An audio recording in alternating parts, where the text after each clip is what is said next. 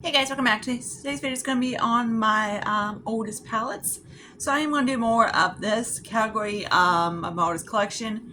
So right now it's just going to be the palettes. If you want to see singles, that's going to be fun. I got a lot of singles I need to do.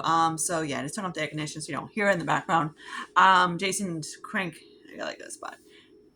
Yeah, that didn't help. Crank the air conditioner up is like literally only like 75 degrees outside. I'm like, really? So let's get started. So let's start off with my three Dior's. So if you want to see like my foundations, I'm not going to do like, I could do lipsticks, which I don't know, we'll just see how it goes. And of course, maybe I might do my cheek products as well. So, I'm not sure what I have, but I know that the eyeshadow palette's the easiest, and Jason decided to take a walk, so might as well do this. So let's start off with, gotta see which one is the oldest.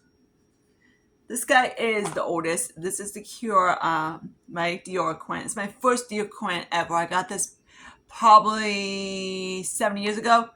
I've used it a few times. I used this guy around Christmas time. He's still performs beautiful. These guys are definitely worth the prices. Let me give you some swatches. It's Cure Canage. I'm horrible at French, but we all know that.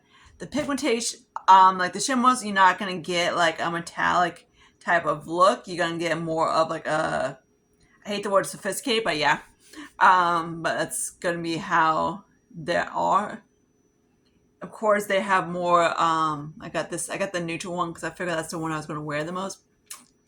But yeah, so this that one. This guy is up there in age. I love him. He's beautiful. Of course, his bone shot is not gonna show up because, of course, it's my skin. Okay, he does. There we go. So there's that boy. Love, love, love, love. I love Christian Dior's Quints. I know they reformulated back when, but since they reformulated, freaking love them. Next dude is, we're going to do Capital Light. This is the one of the collections that they came out. This is probably around the same age. I stopped getting these palettes when I got to my other job, so I'm like, I haven't actually bought the one I'm at currently. I haven't bought one of these guys for a long time. I might have bought one, I'm not sure. But yeah, there's that guy. So that's Capital Light. This is a limited edition one. So this one I do have to bring in, like, this guy has all shimmer shadows, which usually that's what they do. They have more shimmers on their limited edition ones.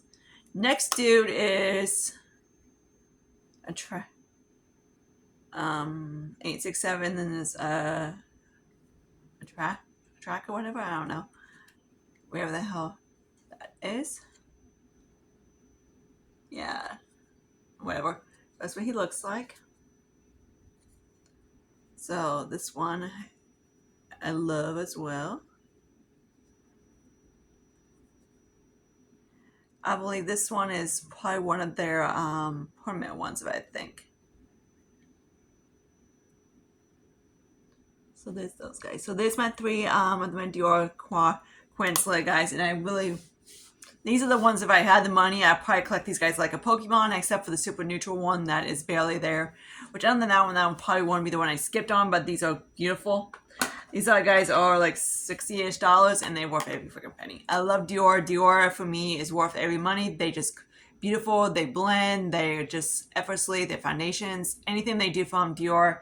The only thing I would skip from Dior would be the mascaras, but sorry, my nose is bugging me. But everything they do is freaking amazing. Now, okay, so let's we have three of each of my old guys from Decay. So I haven't actually bought Decay in a long time because nothing kind of except for the foundation, but none of the eyeshadows have actually spoke to me because it's not like it's similar. It's not the Decay that I like. So this is the Born to One palette. This is the guy that I'm actually thinking about painting. I stuck this in my travel bag that when I want to go to my dude's house, but so there's that guy. This is one I am thinking about pulling him out of that bag. I did have, like, because I noticed the mattes are not as strong as they was. I might just pull him out of that bag and stick him so I can work on him. So that'd be exciting. because I want to work on Patrick Ta, and there's another palette that I want to work on as well because they're getting up there, and Patrick Ta has issues of product expiring. So now, so of course, let me give you a few swatches of the Urban Decay. I wish Urban Decay would go back to being Urban Decay instead of the naked Urban Decay. I guess you want to call it the more, instead of being there,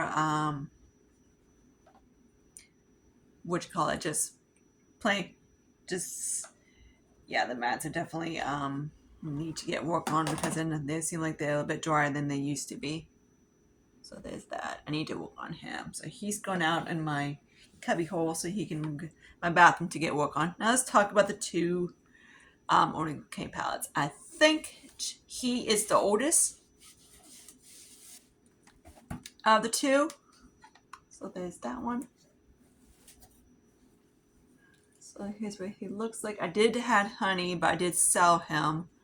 So this guy is up there in age. I've used it at, the problem about he is that even though he looks red, on my tan, on my warm skin tone, it pulls more bronzy.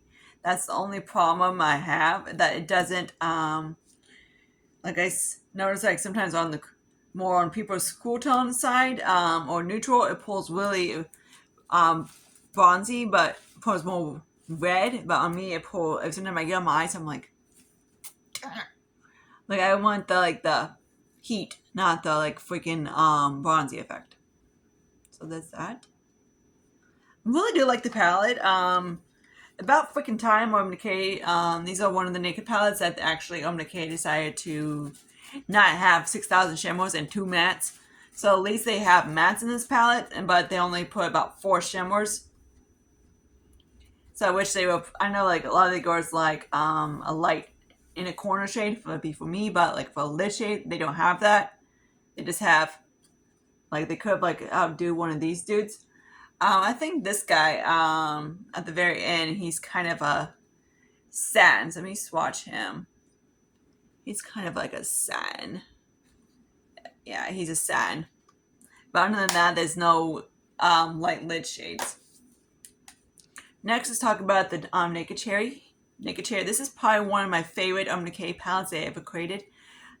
This is so up my alley. Nice and pink.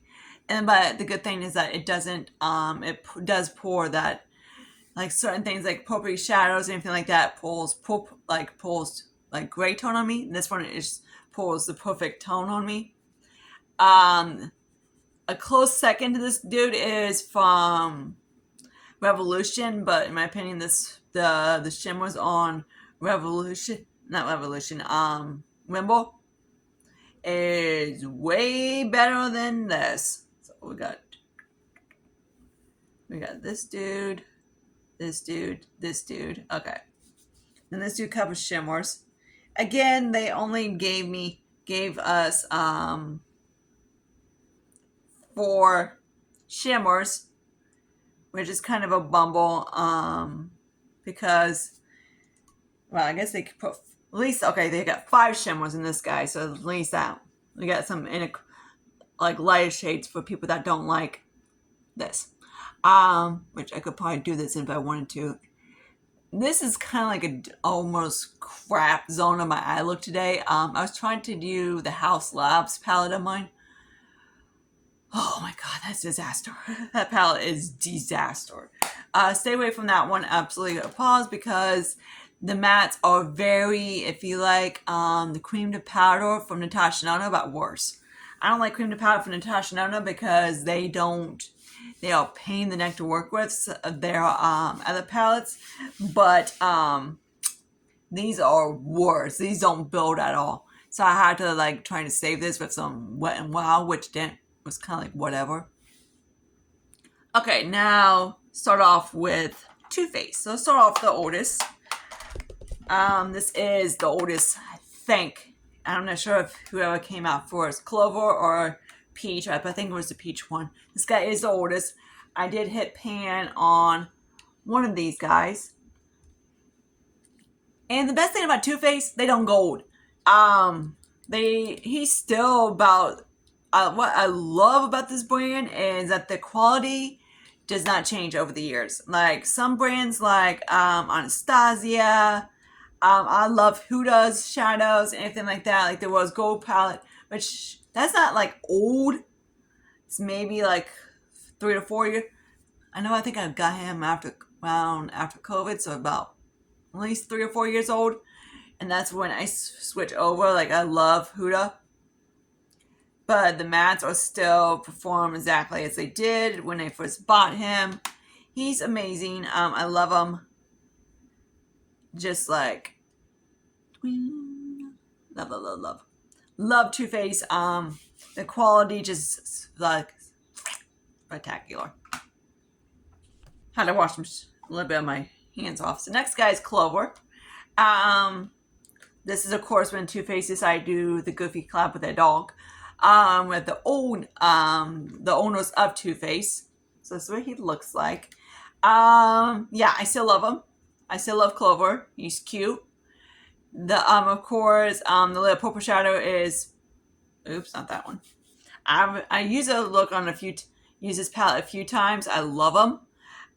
But this is the one I take it to my dude's house when I go over there.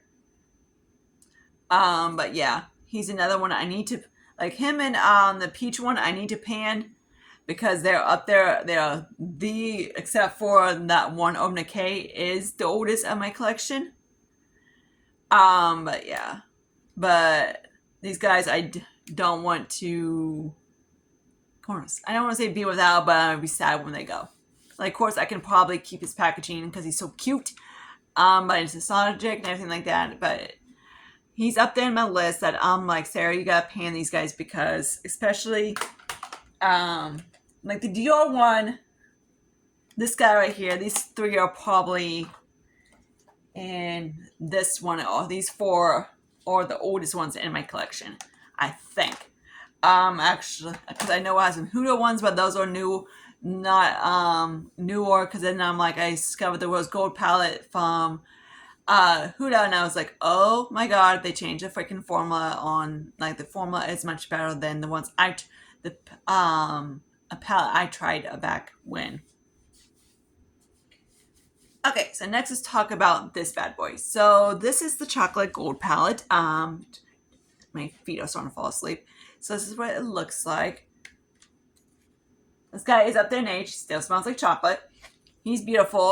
The shimmers on these, this basically blue Too Faced out of the water, because I hate when people review Too Faced and they always say that Too Faced doesn't do metallic eyeshadows. I'm like, okay, they did one palette, which is this guy, but they're not known for the most blinding eyeshadows.